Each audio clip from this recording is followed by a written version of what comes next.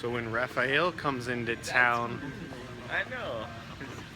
So guys, taking a tour of this place. So when Latino Dad comes into town, we had to come to Austin Beer Works, and we got a tour of Austin Beer Works too. That's right. I'm pretty lucky, and lucky that our tour guide was willing to show us this brewery because it was actually closed. It's about the size of a hockey puck, every 6 to 8 inches or so. And it's kind of inefficient as far as getting the grain in. It takes it about a handful at a time, but it's really the only way to do it, to transfer it so that you're not having to carry bag after bag. Okay. So it comes all the way through up here. This right here is a dustless milk. We'll crack it open, barely. You're not trying to crush it by any means, you're just trying to crack it open so that you can get inside of it. We'll haul it back up here, and this is the grist case. This is where it's all kind of held for now. We'll add any specialty malts or anything else that we're trying to do, depending on what kind of beer we're making at the time. So at that point, we'll shove it all into this guy, which is a mash tun. We'll put hot water in there, not boiling. You're basically just trying to make oatmeal. And the point of that, and the reason why you're necessarily trying to crack it open barely, you want to get all the sugars out of it, all the fermentable sugars. So what goes into there is just water and oats, oatmeal, and then after that, we'll pull all of that sugar water out into the brew kettle itself. And then after that, the mash tun will shoot all of the spent grain out, and we actually feed those to cows or any, like livestock loves it for some reason. So it looks and tastes horrible, but cows love it. Careful, Agent. Yeah. Here we're going up this guy. So in the brew kettle itself, this is where we're at hops. Okay. Add any type of bittering flavor, any type of sweeter flavor as well. Hops can go, depending on the alpha and the beta acids involved, from sweeter to more bitter. We'll do all of that in this guy. And then this is actually Odell's old equipment. I don't know if you're familiar with that brewery, but it's nationally distributed. This is actually a very, very big, nice rig for us. So they were looking to upgrade, and so are we. So, yeah. Oh man, I hate the way my voice sounds. Everybody. This is dope. This is a cold liquor tank. So the water that we use to make the beer itself is triple carbon filtered and kept at 32 degrees constantly. 32 degrees? Yeah. So whenever we... So it's frozen? No, it's close to frozen. Yeah. It's really cold. Yeah. And then whenever we're trying to cold crash a certain beer, like we'll run the pipes right next to each other. The hot is going in as the cold is going in. That way they actually save energy as far as heat exchanging. So, what else after that? So we've got beer, basically. Well, it's called wort at this point.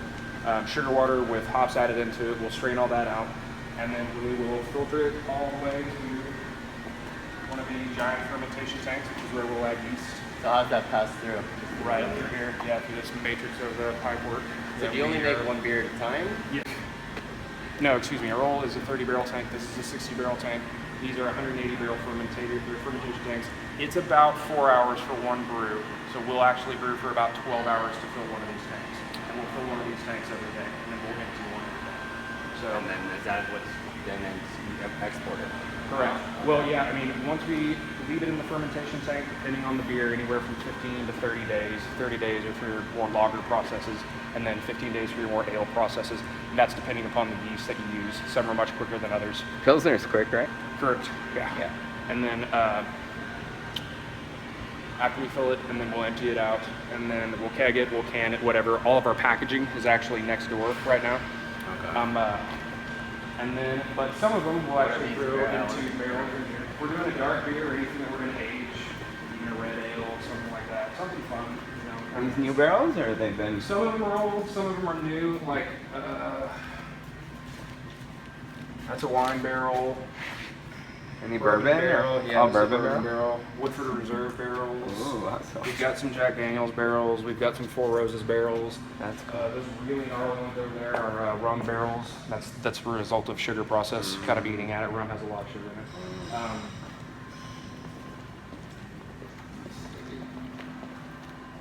These are empty. Yeah, and then, I mean, after all that's done, we'll kind of filter it. We'll either package it, depending on what style of beer it is. We'll throw it in barrel aging, and we'll sit on it for about a year or so and see what happens. Barrel aging in itself is kind of expensive because you're supposed to keep beer very clean. Any type of bacteria that gets involved in the beer can basically ruin it. So sometimes you'll open the top on one of these things and you gotta dump it out. You know what I mean? So you wait a year and then all of a sudden, does anyone test it? Yeah. Well, you test it. I mean, you kind of want to pull. Most of these guys have a nail in them right here, and you'll pull that out and you'll test it from time to time. Oh, just and to you know, see. yeah, Okay. just to make sure. I mean, if it's going bad, no reason in keeping it. You know what I mean? Or is it? So but you reuse the barrel?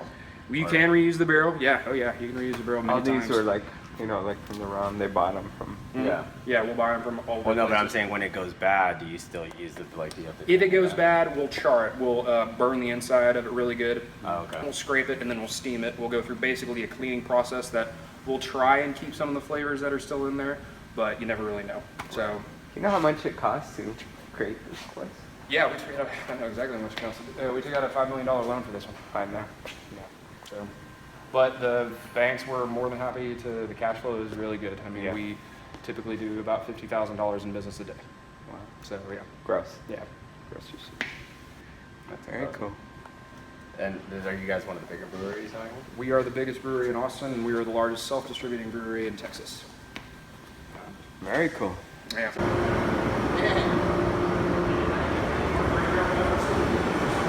So this is the old brewery that they used to be at before they moved to the new one up the road, and it smells good. Whoa, it smells of barley, maybe? Hops? I don't know, it No, smells like, funky. yeah. What is that, hops or barley? What's that smell? Hops. Hops. Well, you can smell it. So Yeah. that's what that place will smell like once you actually start using it. Making So that it. means started using it. No, that is Derek. No, he's a Sullivan. So basically, this guy will do stuff. Here all night, or surf the internet. One of the two. And then I'm doing it now. Hardware. And then once he's done with this thing, actually using the board right now, which is kind of the secondary for the and then he'll transfer that stuff to the Sullivan, who's in charge of the fermentation tanks. That in itself has to kind of for 2 minutes to make sure that guy he's making sure all the tanks are really clean. And yeah, this is the GABF Great American Beer Festival. Cool. Double IPA today? Nice. Sweet. Like 2 matches for each batch to get that like high gravity. So basically, What's it called? Beer what? Austin Beer Works. Jump into that. we decided to break ground on that thing about 2 years ago, but then we had to plan. Let's go check out the rest of the brewery next door. The old brewery is what he said. These are just slim kegs. I mean, these are the same as regular kegs, but just smaller versions of it. Tiny. Yeah. A little baby keg. Those are a sixth of a barrel. These used to be called. Remember Pelican? Pony kegs. It's the old Austin Beer Works area.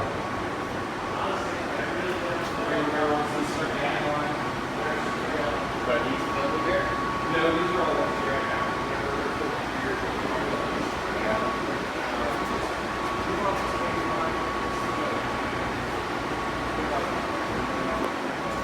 What's up, Rap? What's up, man?